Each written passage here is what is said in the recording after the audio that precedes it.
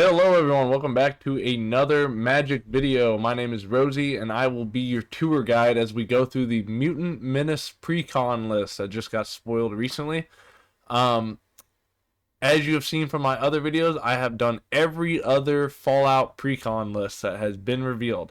Unfortunately, this is the last one, and unfortunately, I got very distracted by the 4 sets worth of spoilers that Magic the Gathering did for the new sets that are coming out. So I am excited about this set. There's not any specific reason why it's last. It's just the one that ended up being last.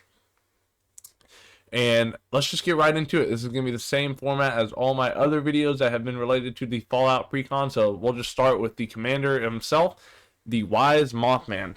And so I'll be looking at all of the new cards, and then I'll kind of give you a thought or two on any reprints that might be in the deck, and just tell you if I think that they're a good reprint, if I think that it's, you know, kind of ridiculous, or not ridiculous, but like overdone or anything like that. But anyway, the Wise Mothman is the face commander. It is one colorless, a black, green, and blue 3/3 legendary creature insect mutant, and whenever, or with flying, whenever the Mothman enters the battlefield or attacks, each player gets a rad counter. Whenever one or more non-land cards are milled, put a 1/1 counter on each of up to X target creatures, where X is the number of non-land cards milled this way. So that is very interesting. The rad counters is the new mechanic. I don't remember exactly how they work. I'm sure we'll see it on a different card in here. But getting to put 1/1 counter on X target creatures, where X is the number of non-land cards this way, I believe with the rad counter, and especially because it hits you and every other opponent, it'll be very easy to give all of your creatures 1/1 counters every time something gets milled. So, especially from the rad thing, because I don't imagine you'll have too many. You're not making tokens or anything with this deck, and I assume it's very mutant heavy. Like the Wise Mothman, one of his creature types is mutant. Continuing on, Cathedral Acolyte is a 1 colorless and a green 1/2 creature human cleric, and each creature you control with a counter on it has Ward 1, so that works well with all those 1/1 counters. And tap, put a 1/1 counter on target creature that entered the battlefield this turn. I think that's actually a really good card for any deck that cares about 1/1 counters, or just any deck that cares about counters, period. Ward 1 isn't anything crazy, but sometimes just a little bit of protection is enough to save you in some situations. So big fan of that card. I think that'll be great. I think a lot of people will want copies of that for their decks. Marcus Mutant Mare is a 3 colorless green and blue 4/4 legendary creature mutant advisor with vigilance and trample. Whenever a creature you control deals combat damage to a player, draw a card if that creature has a 1/1 counter on it, and if it doesn't, put a 1/1 counter on it. It seems like not only are we looking at a mill theme, we're looking at a 1/1 counter theme too, which is cool. I actually like 1/1 counters a lot. Those are one of my favorite mechanics. So that's a great card. Being able to draw every time a creature with a 1/1 counter hits is awesome. And then being able to put a 1/1 counter on it if it doesn't have any is also really good. So big fan of that.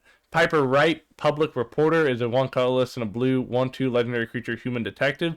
Whenever Piper Wright deals combat damage to a player, investigate that many times. So whenever you sacrifice a clue, put a 1/1 counter on target creature you control. So if you get her up super big and make her a 10/11 with 1/1 counters, and you hit someone, then you get to investigate 10 times. So especially with the MKM set that just came out, investigating's got a ton of support now. Clues have a ton of support. I've said it a million times. I am not a fan of clues, so this card doesn't really intrigue me or interest me in any way. But clue decks are going to want that card. In my opinion. Vexing Radghoul is a 1 colorless and a blue 1/2 creature bird mutant. You know, if we have a lot of just like random animals that are mutants too in this deck, I think I like that. I like that theme a lot. But it's got flying. Whenever Vexing Radghoul deals combat damage to a player, that player gets 2 rad counters if they don't have any rad counters. Otherwise, proliferate. Interesting. So it's kind of a... What's the card that proliferates every time it hits? Is it a Thrumming Bird? Is that the card? I'm not sure. I might be wrong off the top of my head.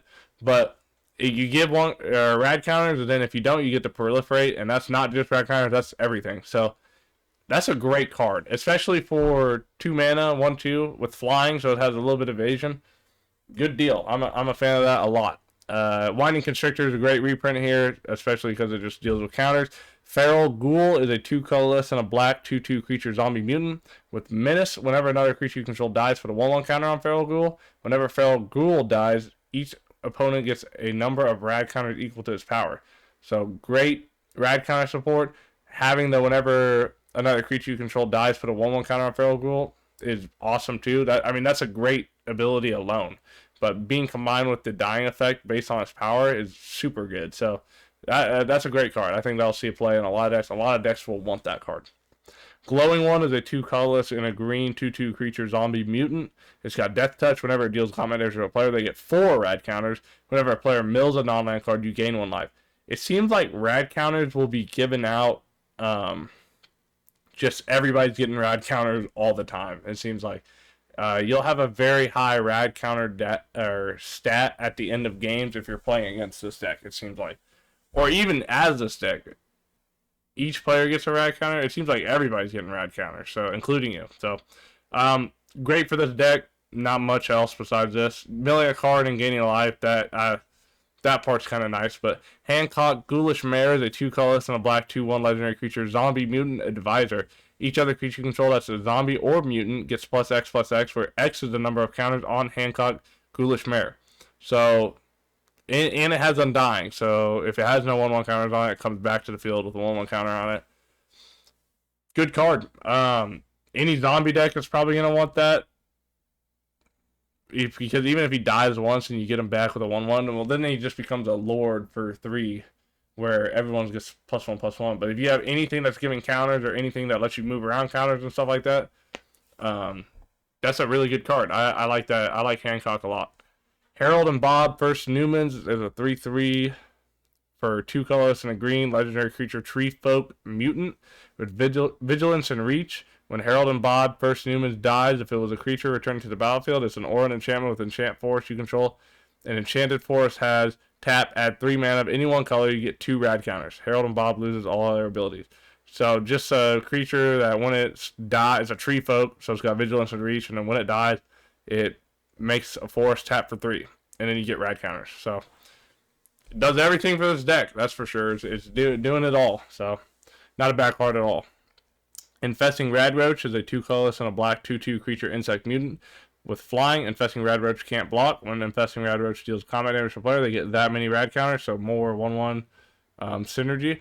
Whenever an opponent mills a non-land card, if Radroach is in your graveyard, you may return it to your hand. That is really nice for this deck. That means you're going to get to play Radroach as much as you want, essentially. Because if they get any rad counters at all and they have no way to get rid of them, they're going to be milling non-land cards. It's just inevitable. Everybody runs non-land cards, so that's cool. The only thing with all this rad counter stuff is it's going to be very isolated. So if you want to run rad counters, you're going to be running the cards that are in this precon and nothing else, because there is no other rad counter stuff. And it's plus they make another Fallout themed set. The chances of them coming back to rad counters seems very minimal, just because it's so like intertwined with Fallout. But maybe there might be a set in the future where they bring back rad counters or something like that. That's the only scary part about building around rad counters. Anyway, Jason Bright, Glowing Prophet, is a 2 colorless and a blue 2/3 legendary creature zombie mutant advisor that has whenever a zombie or mutant you control dies, if his power was different from his base power, draw a card. 1/1 support. Come Fly With Me is a 2 colorless, sacrifice a creature, put a 1/1 counter on target creature you control against flying until the end of turn. I think people would run that in something like, what's his name? Will Helt, the Rot Cleaver. Like, I could see him getting some play. I am surprised at how much 1/1 counter support is in this deck. I really thought it was going to be only mill. So, but that's cool. I'm a fan of that, actually. But Rampaging Yao, Yao Guai? Don't burn me at the stake for not being able to pronounce that correctly. I think that's right. But I'm definitely incorrect. It's an X in 3 green, 2/2 creature bear mutant. I love seeing more bear cards, that's for sure. It's got vigilance and trample. When it enters the battlefield, with X 1/1 counters on it. And then when Yao Guai enters the battlefield, destroy any number of target artifacts and or enchantments with total mana value X or less. Destroy any number. Interesting. So that could be an artifact and enchantment board wipe if you pay enough mana for it. That's a great card. Especially goes great in any bear tribal decks like a Eula or something like that. Anyway, Raoul Troubleshooter is a 1 colorless, a blue and a black, 1/4 legendary creature, zombie, mutant, rogue. I love that zombies are getting a lot of love here too. Anyway, once during each of your turns, you may cast a spell from among cards in your graveyard that were milled this turn. Tap, each player mills a card. More mill support. That's kind of a cool, once during each of your turns, you may cast a spell from among cards in your graveyard that were milled this turn. That's an awesome self-mill commander card, just awesome self-mill card in general. Tato Farmer is a 2 colors and a green, 1/4 creature, zombie, mutant, peasant. It's got landfall. Whenever a land enters the battlefield under control, you may get 2 rad counters. So you don't have to get 2 rad counters. Then tap, put target land in the graveyard that was milled this turn onto the battlefield under your control tapped. Awesome. That's a great landfall ability. And it works awesome in this deck. Here's another landfall card, Tireless Tracker, getting a reprint here. Solid card. Not much to say about it. Watchful Radstag is a 2 colors and a green 2/2 creature elk mutant with evolve. So whenever a creature enters the battlefield under your control, if that creature has greater power or toughness than this creature, you get to put a 1/1 counter on the Radstag. So whenever a Radstag evolves, create a token that's a copy of it. That's really good. Because it's going to get the same abilities and it's going to get evolved. So then you have 2 of them evolve and it's not legendary. So you can have, if you have 4 of them and you play something that's a 3/3 or whatever and they all 4 evolve, then you're going to have 8 of them. And then you play something that's a 4/4 and then you're going to have 16 of them. So that's a good card. I will definitely be picking up a copy of that card, even if I don't necessarily grab the deck itself. Anyway, Bloatfly Swarm is a 3 colors and a black 0/0 creature insect mutant. It's got flying. It enters the battlefield with 5 1/1 counters on it. If damage would be dealt to Bloatfly Swarm while it has a 1/1 counter on it, prevent the damage, remove that many +1/+1 counters from it, then give each player a rad counter for each 1/1 counter removed this way. Works super well with all of our 1/1 counter support. Corpsejack Menace is a must include for any green-black 1/1 counter cards. It just doubles your 1/1 counter, so very, very cool. Lily Bowen, Raging Grandma is a 3 colors and a green 0/0 legendary creature mutant warrior with vigilance, and it enters the battlefield with 2 1/1 counters on it. At the beginning of your upkeep, double the number of 1/1 counters on Lily, and if its power is 16 or less. Otherwise, if the power is 16 or more, remove all but 1 1/1 counter from it, and then you gain 1 life for each 1/1 counter removed this way. Very interesting card. Works well for any 1/1 counter. I mean, not only is it doubling your counters, but getting 15 life minimum every time that ability triggers. So you could be at 15 and then it doubles, and then you get, what would it be? 29 life. That's solid. That's a good card right there. I'm a fan of that. Nightkin Ambusher is a 2 colorless blue and black 4/4 creature mutant warrior with ward 2. When it enters the battlefield, target player gets 4 rad counters.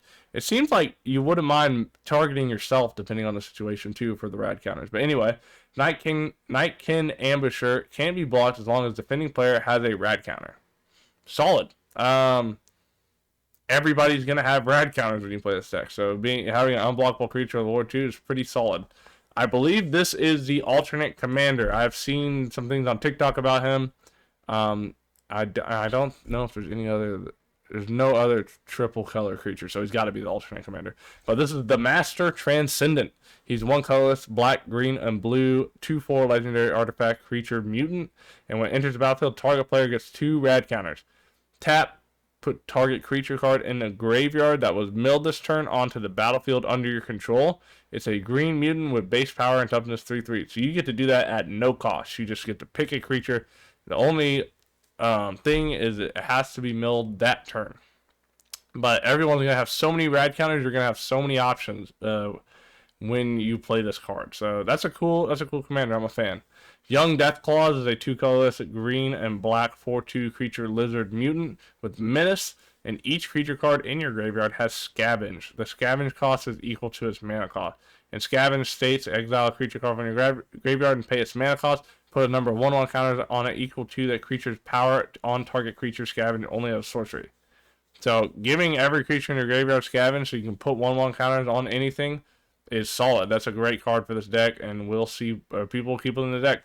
Mirelurk Queen is a 4 colorless and a blue 4/4 creature crab mutant with vigilance, and when it enters the battlefield, target player gets 2 rad counters. So every single card in here is 1/1 counter, rad counter, proliferate. It's something.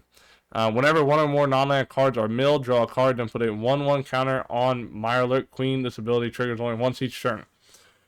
Great card for this deck. They're killing it. I'm not seeing any cards that I'm looking at and I'm like, oh, this is not a good card. These are all awesome cards. Alpha Deathclaw has 4 colors, a black and a green, 6/6, a creature lizard mutant. It's got menace and trample. When it enters the battlefield or becomes monstrous, destroy target permanent. For 5 colorless, a black and a green, and monstrosity 4. So that basically says if a creature is a monstrous, you put 4 1/1 counters on it, and then it becomes monstrous. So more 1/1 counter support. And then when it enters the battlefield or becomes monstrous, that's 2 opportunities to destroy target permanent. That's a great card there. Although 6 mana is a little steep to destroy target permanent cost. But anyway, Screeching Scorch Beast is a 4 colorless, 2 black, 5/5 creature bat mutant with flying and menace.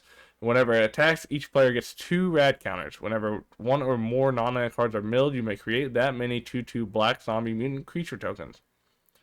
Wow, that's actually really good for this deck because you get tokens based on the amount of...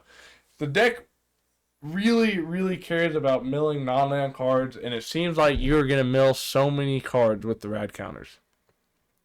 Strong the Brutish Thespian is a 4 colorless, 2 green, 7/7 legendary creature mutant berserker with ward 2. Whenever it is dealt damage, you gain 3 rad counters and put 3 1/1 counters on them.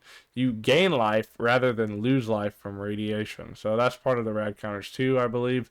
Agent Frank Horgan is a 5 colorless, 1 black, 1 green, 8/6 legendary creature mutant warrior with trample, and he is indestructible as long as it's attacked this turn. And then when Agent Frank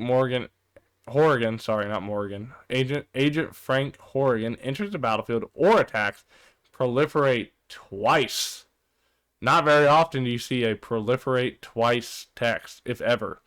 And you get to do that on attack too. That is such a good card for this deck. Only downside is it is 7 mana. Lumbering Mega Sloth is a 10 colorless, 2 green, 8/8 creature sloth mutant. The spell costs 1 less to cast for each counter among players and permanents. So you're going to be casting this thing for 2 mana most of the time. It's got trample and it enters the battlefield tapped. Great card for this deck. What else is there to say? Biomass Mutation is just a solid card. Good win play card. I don't know what the word is right now. It's kind of late right now. I'm a little tired. Contaminated Drink is an X colorless, blue and black instant. Draw X cards and you get half X red counters rounded up. Seems solid. Especially with how much this deck loves milling stuff and how much it loves rad counters. That seems really good. Farseek's a great reprint here. Nuclear Fallout's a new card. X colorless and 2 black sorcery. Each player gets twice -X until the end of turn. Each creature gets twice -X until the end of turn. Each player gets X rad counter. So X is 2, then each creature is getting -4/-4, and each player is getting 2 rad counters. That seems really good. Rampant Growth and Cultivate, great card. Inspiring Call, awesome card for this deck. Mutational Advantage is a 1 colorless and a green-blue instant permanent you control with counters on them, gain hexproof and indestructible until the end of turn. Prevent all damage that would be dealt to those permanents this turn, and proliferate. This would be awesome for any 1/1 counter deck. I could see this going on something like Merfolk too, especially the new Merfolk precon that came out with Hackball the Surging Soul as its commander. There's so many counters involved there. Putrefy is just a great removal card. Atomize is new. It says 2 colors and a black and a green instant. Destroy target non-land permanent. Proliferate. Awesome. Good card for this deck. Harmonize, solid. Rad Storm is 3 colors and a blue instant with Storm and Proliferate. Super simple card. Very strong in this deck. Especially if you're playing against someone else who's playing like a spell singer deck, and you just drop this at the end of their little combo where they play 20 cards, and oh, guess what? We're proliferating 20 times, and you guys have 20 counters now, and all of my creatures get 21 ones. Like, it's something like that could happen. Casualties of War is a cool reprint for this deck. I don't know how strong it is really. And then I'm not a big fan of split cards like this. Final Finality, it's whatever. Here we go to Artifact Soul Ring, great reprint. Of course, Arcane Signet, great reprint. Contagion Clasp is awesome in this deck, especially just for the proliferate alone, but putting a -1/-1 counter on target creature, there's so many different proliferate effects and counter effects in here that it's going to be great there. Regardless, Nuke Launcher is a 2 colorless artifact equipment with the equipped creature gets +3/+0 and has Intimidate. Whenever the creature attacks until the end of the defending player's next turn, that player gets 2 rad counters whenever they cast a spell. So, so you're giving players radiation essentially, and then when they're getting punished for playing spells. I like that. It's got equip 3 too. That's a flavorful way to do the nuke launcher. Power Fist is a 1 colorless and a green artifact equipment. Equipped creature has trample, and whenever this player deals combat damage to a player, put that many 1/1 counters on it. So essentially, whatever damage he gets through, if he goes through unblocked, you get to double your counters. It's also got equip 2.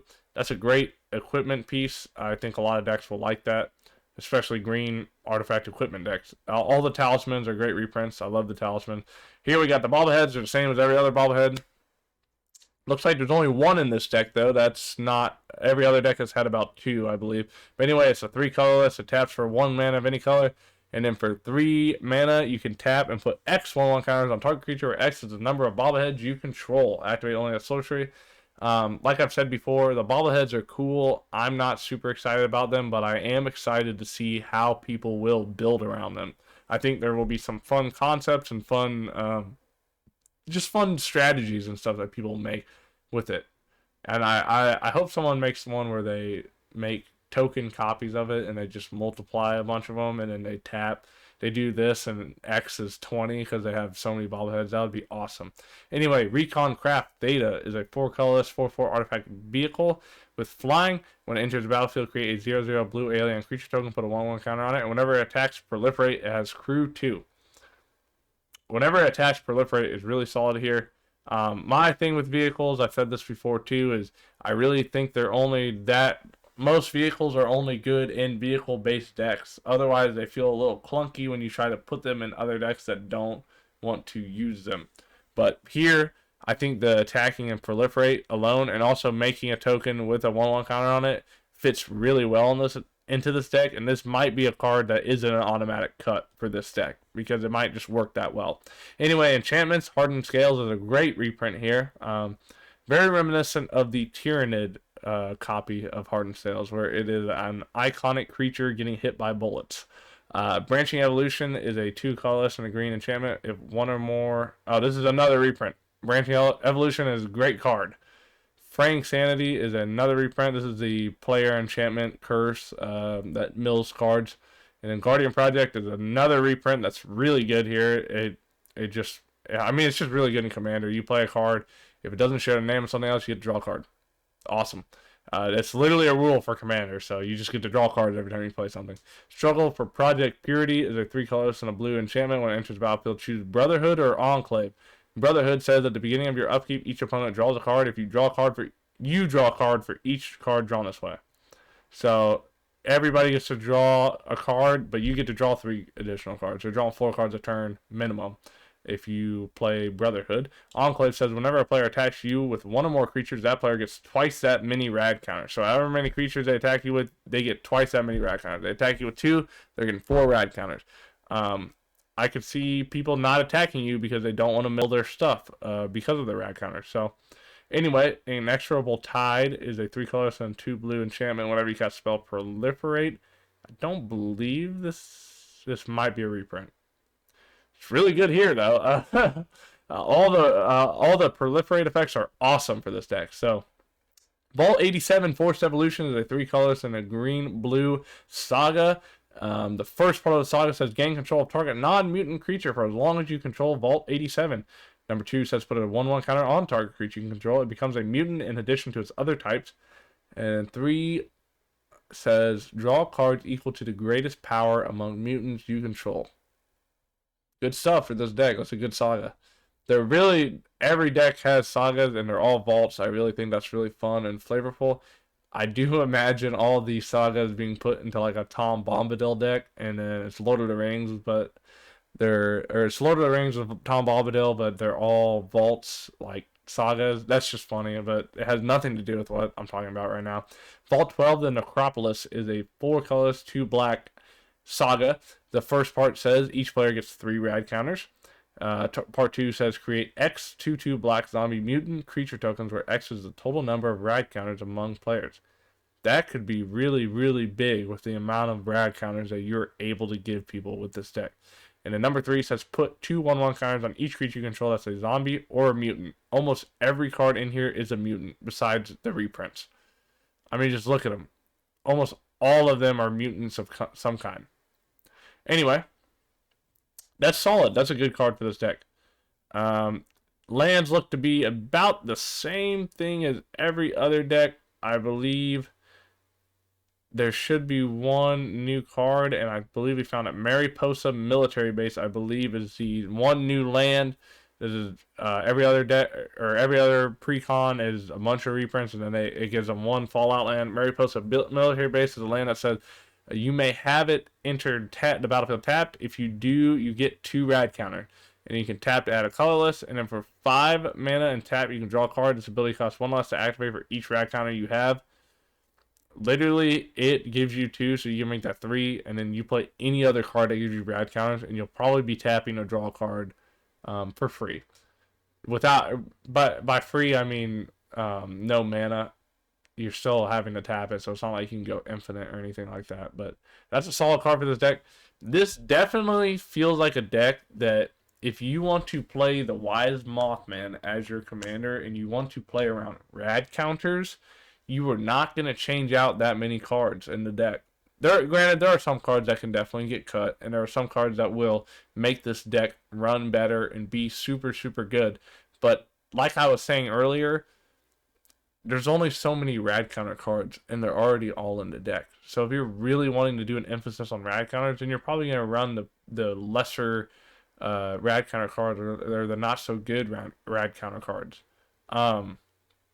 Obviously, like I was saying, there are ways to make this deck way stronger and way better. But as it stands right now, I think this deck will be pretty strong out of the box. It feels like every card works well with the deck. There are no cards that I'm looking like. Sometimes you get cards in precons that you're like, especially with the Universes Beyond, where you see a card and you're like, oh, like they just put this card in here just so they could print a card that is this character or this scene from a story or something like that. Like, for example, I just did the Science precon, so it's up here. But like they printed Red Death Shipwrecker, which says you tap, go target creature an opponent controls, that player draws a card, you add red. That really doesn't do anything for the Science deck that's based around energy counters and trying your best to get a bunch of artifact creatures. It's not an artifact, it doesn't do anything with energy, but it's in the deck anyway because it is Fallout related, and they aren't making a full set for this. They are only doing the precon. So they did the same thing with Warhammer too, where they had some Warhammer cards that were just in the deck, like Gearson Starn, for example, in the Tyranid deck. He had nothing to do with any of the other Tyranid, but he was a really cool standalone card, and so he got a spot in the deck. This deck doesn't feel like there's a lot of cards that do that. It is definitely all based around the deck. And I think that because of that, it will feel way stronger out of the box than some of the other decks. Now, that's all speculation. Once we finally get our hands on these, it might be the case that this is the worst deck ever made. You know, I could be completely wrong. But I do truly believe that there's a lot of synergy with the deck, and I do think it will perform well.